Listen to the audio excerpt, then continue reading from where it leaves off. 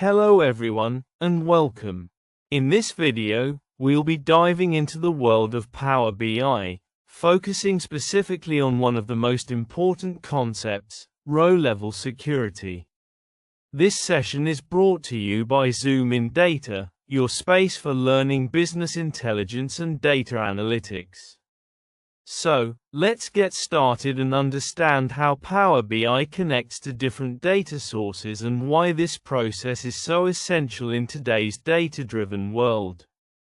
First question: how does row-level security, RLS, interact with relationships in the data model, and what happens when the related table has missing keys? RLS filters always propagate through active relationships in the direction defined by the data model, meaning that applying RLS on a dimension table filters the related fact table. If the relationship is inactive, the RLS filter will not propagate unless it is explicitly activated using USERELATIONSHIP in measures, which applies only at calculation time, not at security level. When the related table has missing or unmatched keys, the filter context does not reach those rows in the fact table, resulting in those fact rows appearing unfiltered or becoming invisible depending on the model structure. Missing keys create orphan fact rows, which RLS cannot secure properly, leading to unexpected visibility or partial data leakage, especially if the dimension table is driving the RLS filter. Second question: what is the difference between row-level security, RLS, and object-level security, OLS, and when should each be used? RLS restricts rows of data based on user identity, while OLS restricts entire tables or specific columns, preventing users from even seeing that the columns exist.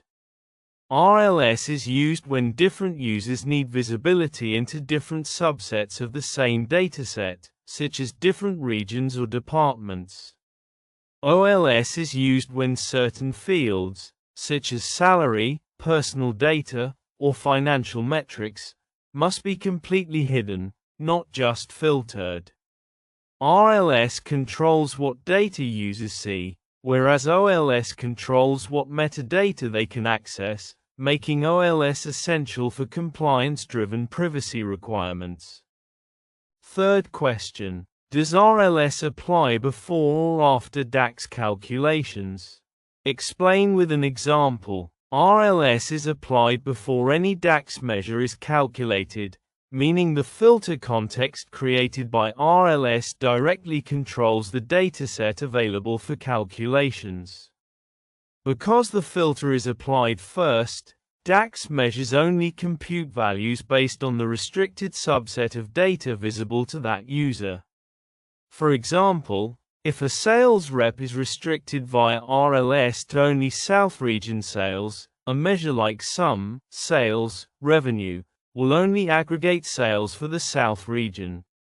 Even advanced DAX functions such as calculate, all, or REMOVEFILTERS cannot override RLS, because security filters are enforced at the data engine level, not at the formula level.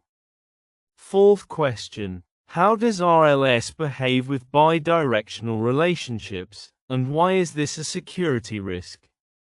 With bidirectional relationships, RLS filters propagate in both directions, meaning a filter applied on a fact table can unintentionally filter unrelated dimension tables. This can cause excessive or unintended filtering, where users see more or less data than expected due to filter propagation chains. It becomes a security risk when unwanted filter propagation exposes sensitive relationships between tables that were meant to remain independent. Microsoft recommends keeping relationships single direction in RLS scenarios to avoid accidental data leakage unless bidirectionality is absolutely required and carefully managed. Fifth question: Why does RLS fail when the security table has no relationship to the fact table? RLS depends on relationships to propagate filter context.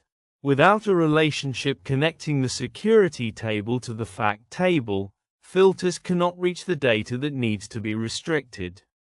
If the security table exists in isolation, RLS filters only that table, while the fact table remains fully visible, resulting in failed or ineffective security.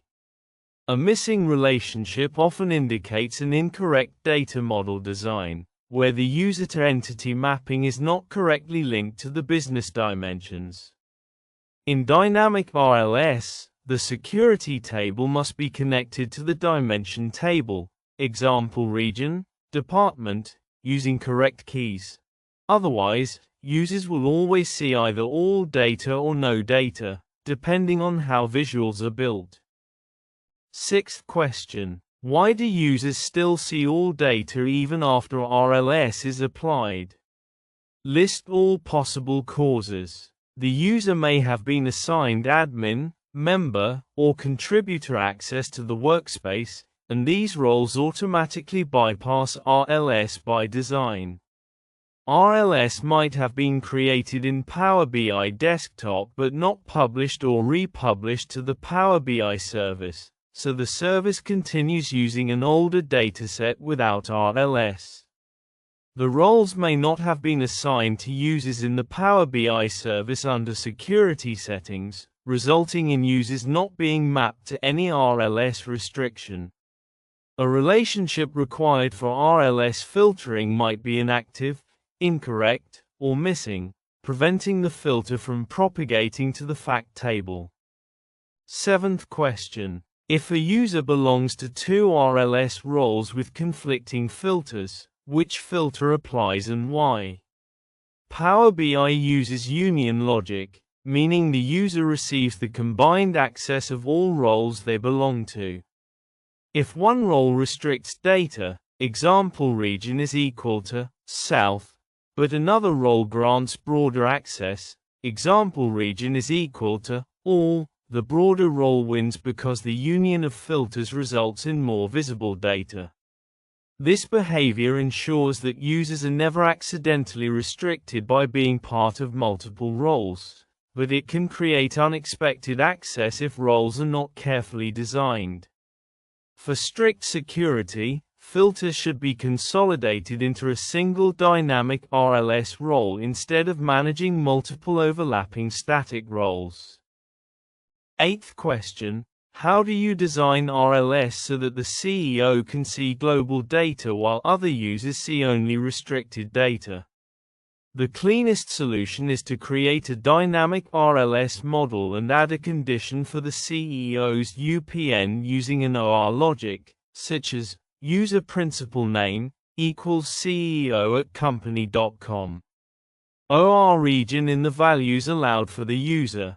The CEO's email ID should be added to the security table with a mapping such as ALL or global, allowing unrestricted visibility. Alternatively, create a separate CEO role without any filters and assign only the CEO to that role for full dataset access. Avoid assigning the CEO as a workspace admin when testing RLS, because admins automatically bypass RLS. Ninth question. Why does RLS behave differently in Power BI Desktop compared to Power BI Service? In Desktop, RLS is tested using viewers, but this does not reflect service permissions such as workspace roles, so service-level overrides may cause differences. The dataset published to the service may be outdated, meaning RLS changes made in Desktop were not republished to overwrite the earlier version. In the service, the RLS role may not have been assigned to users under the dataset's security settings, resulting in no restriction being applied at runtime. Differences can also arise due to service refreshes, where data changes or relationship modifications cause different filter propagation compared to the desktop model. 10th question. How would you implement RLS for a hierarchical structure such as country to region to manager? Build a hierarchical security table that maps each user to their assigned country, region, and manager level, ensuring the correct relationships for each level. Apply dynamic RLS on the security table using user principal name so that each user's filter automatically flows through the hierarchy to the fact table. Ensure the country table, region table, and manager table have proper one-direction relationships so the hierarchy does not create circular or ambiguous paths. For managers who need access to their team-level data, include an expanded mapping in the security table listing all subordinate regions or teams they oversee. 11th question. What are the limitations of static RLS in large enterprises? Static RLS requires creating separate roles for each region, department, or user group, which becomes unmanageable when there are hundreds of segments, leading to administrative overhead. Any organizational change, such as new business units, updated territories, or employee movements, forces manual updates to multiple roles, making maintenance time-consuming and error-prone. Static RLS does not scale because it cannot handle many-to-many access scenarios, where a user might belong to multiple divisions or regions. Deployment and version control become increasingly complex, as every change requires republishing or editing multiple roles in the service, increasing the likelihood of inconsistencies. 12th question. Why should static RLS filters always be applied on dimension tables, and not on fact tables? Applying filters on dimension tables allows RLS filters to propagate naturally to the fact tables through relationships, ensuring consistent and predictable filtering. Fact tables often contain granular transactional level data, and filtering them directly can lead to partial or incorrect results due to missing or unmatched dimension keys. Dimension tables are designed to represent business entities, region, department, customer, making them the correct and stable place to apply security logic. Filtering on fact tables can break the security model in visuals that join multiple tables, because the filter may not propagate back to all relevant dimensions, leading to data mismatches. 13th question. How does static RLS impact performance when you create 50+ roles? Each role requires the engine to evaluate a separate security filter, which increases the processing load during query execution and can slow down the dataset.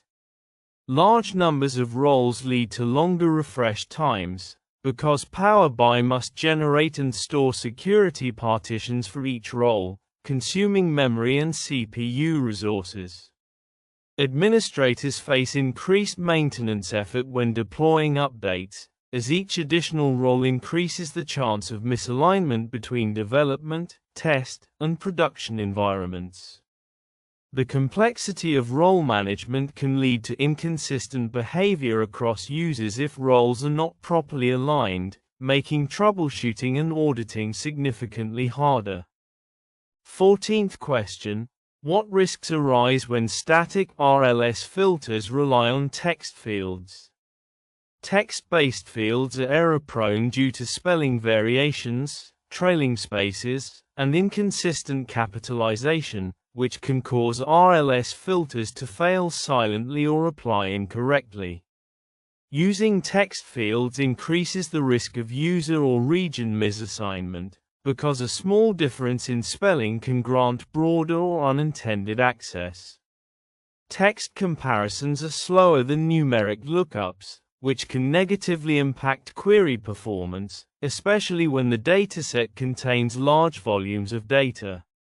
Relying on text fields creates long-term maintenance risk, as any change in naming conventions or business terminology requires manual updates to RLS roles and filters. 15th question. Your company has 25 regions and the client wants static roles. How do you optimize and manage it? Instead of manually creating 25 roles in the interface, you centralize security logic by building a region dimension table and applying a single reusable DAX filter for each region to reduce errors and simplify maintenance. Create roles in organized batches using a clear naming pattern such as RLS_region_north, so the team can easily review and update filters when regions change. Use Power BI deployment pipelines or XMLA endpoints to script and automate role creation, preventing manual setup and keeping roles synchronized across development, test, and production environments. Maintain a region mapping document, such as an Excel file or metadata table, to track region codes, assigned users, and RLS role names for long-term governance and easier enterprise management. 16th question. You created a static filter on a fact table and RLS does not work. Explain why and describe how to fix it. RLS must filter dimension tables, not fact tables, because fact tables contain transactional data with many rows and do not propagate filters upward to related dimension tables. Applying RLS on a fact table causes visuals to still pull related dimension data, resulting in partial or complete failure of the intended restriction. To fix this, move the security filter to a dimension table column, such as region, department, or category, ensuring the filter propagates downstream to the fact table through relationships. Validate that the dimension table has an active one-to-many relationship with the fact table so that the RLS restriction can cascade cleanly across all visuals. 17th question. How do you implement static RLS for department equals HR, and what modeling considerations are required? Apply the RLS filter on the department dimension table using a condition such as department equals HR, ensuring the filter automatically restricts all related fact tables.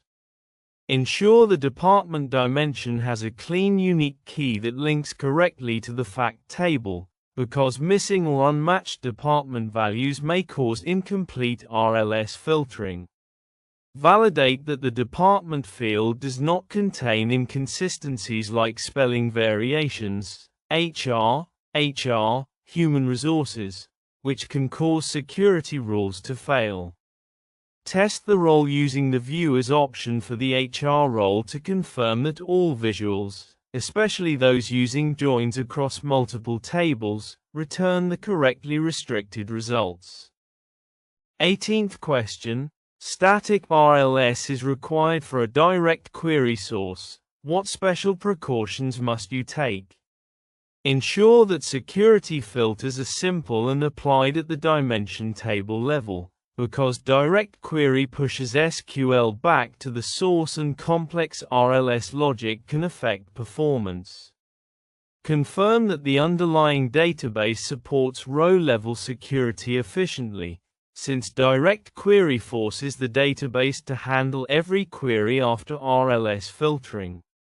Avoid using text fields in RLS for DirectQuery models, because the source must perform string comparisons for every query, which can significantly slow performance.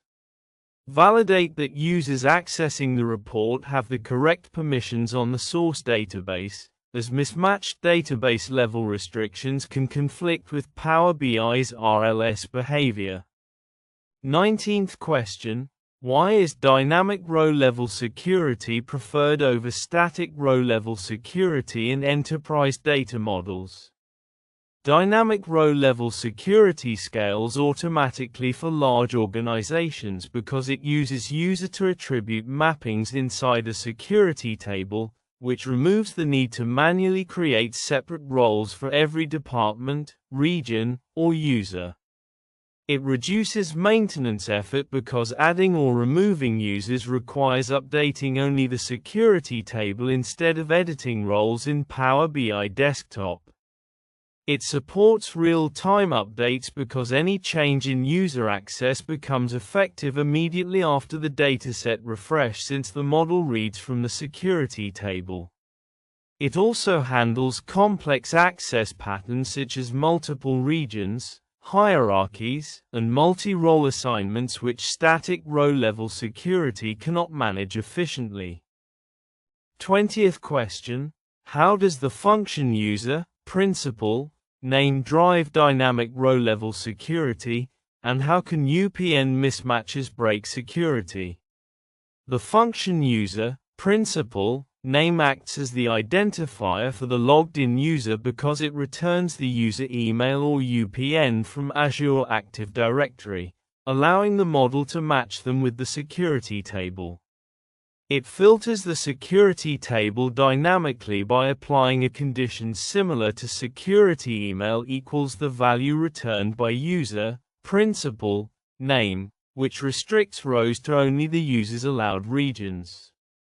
If the email in the security table does not perfectly match the Azure Active Directory UPN, such as case sensitivity issues or spelling errors, the user will see zero data. Incorrect mapping can expose wrong data because if a wrong or duplicate UPN is mapped, a user may get access to someone else's region or department. 21st question. How do you design a security bridging table for many-to-many user-to-region mappings? You create a dedicated bridge table, usually named User Region Security, which contains multiple rows for every user, one row for each region the user is allowed to access. You link this table to the region dimension using a one-to-many relationship so that it connects properly through the data model. You apply row-level security only on the security bridge table using a condition such as user region security email equals the value returned by user, principal, name. This design enables multi-region access because the filters flow naturally from the user to the region and then to the fact table. 22nd question. How does dynamic row-level security handle users who belong to multiple regions or roles? Dynamic row-level security stores multiple rows for every user in the security table, with each row representing one permitted region, department, role, or business unit. Power BI automatically aggregates all allowed rows for the user because the row-level security filter applies to all the matched records. It supports hierarchical and overlapping access because the user can simultaneously access multiple regions such as North plus South plus West without needing multiple roles. It works seamlessly with Power BI visuals because the user will see combined totals for all the regions they have access to without requiring any special measures. 23rd question. Why must dynamic row-level security be applied to the security table and not the fact table? Dynamic row-level security must be applied to the security table because fact tables contain data at a very detailed level, and applying filters directly on them causes major performance problems since millions of rows may need filtering for every user. Security logic belongs inside the security dimension because that table serves as the main source for mapping each user to their allowed regions or departments. Fact tables inherit the filtering automatically because when row-level security restricts the security table, the relationships in the model push the filter to all connected tables. This prevents incorrect or partial filtering because applying row-level security on fact tables can break relationship flow and may show more or less data than intended. 24th question. How do you implement dynamic row-level security so each user can see multiple assigned regions? Explain the exact table structure. You create a bridge-style security table where each row contains one mapping between a user and a region.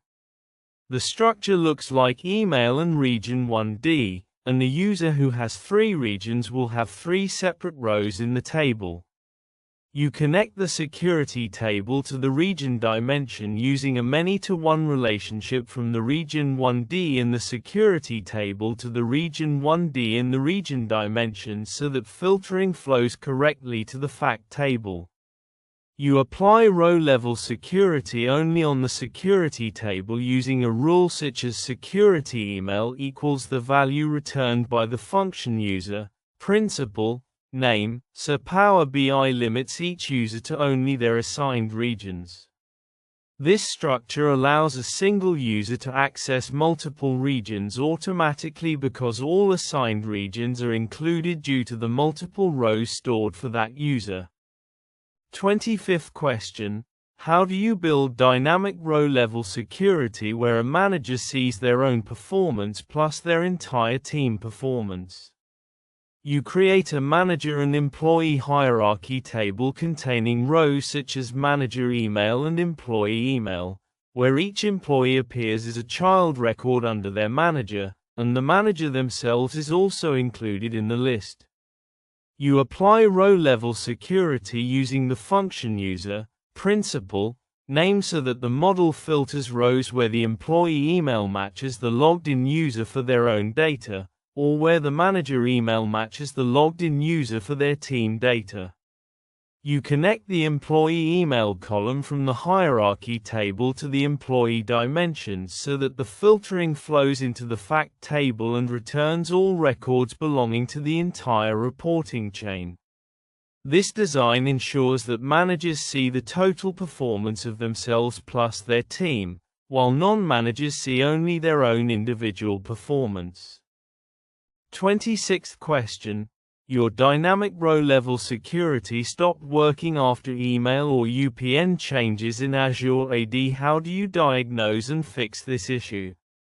First, check whether the Azure AD UPN was changed, because the function user, principal, name starts returning the new UPN immediately, and this creates mismatches with the old email stored in the security table. Look in the security table for outdated or misspelled email values because any mismatch will cause the row-level security rule to return no rows, and the affected user will see 0 data. Use the feature viewers and then choose Other User in Power BI Desktop to test how the model reads the UPN and check whether there is a matching record inside the security table. Update the security table with the correct new UPN values and refresh the dataset so the updated mappings flow through the model and make row-level security work again. 27th question. Why must row-level security role filters use columns and not measures? Row-level security is applied at the data engine level, and it only works with table columns because the engine must have a fixed row filter before the query runs. Measures are calculated after the query executes and therefore cannot limit the rows that a user is allowed to see, so they cannot be used for row-level security. Columns allow the row-level security filter to move through relationships and restrict connected tables, ensuring consistent security across all visuals. Using measures for security would skip row-level security and could expose data or produce incorrect filtering, which is why measures are never valid for row-level security rules. 28th question. How does row-level security behave when a table is hidden or has an inactive relationship? Hidden tables still enforce row-level security because the filter context is applied at the engine level and does not depend on whether the table is visible to report authors. When a relationship is inactive, row-level security filters do not pass through that relationship, which causes incomplete or missing filtering on connected tables. Using the DAX function user relationship can activate the relationship inside measures, but this feature works only for calculations and does not activate relationships for row-level security. Report designers must ensure that all tables involved in row-level security have active and correct relationships so the security filters can propagate properly across the model. 29th question. Row-level security works in desktop but fails in the Power BI service. What configuration issues can cause this? The dataset inside the service may be old if the updated version from desktop was not published after making changes. Users may not be assigned to the row-level security roles inside the service under the security panel of the dataset. Workspace settings, dataset ownership rules, or source restrictions in DirectQuery mode may block row-level security from being applied correctly inside the service. Relationships or hierarchical structures may behave differently after a refresh in the service, which can cause different row propagation compared to desktop and lead to inconsistent row-level security results.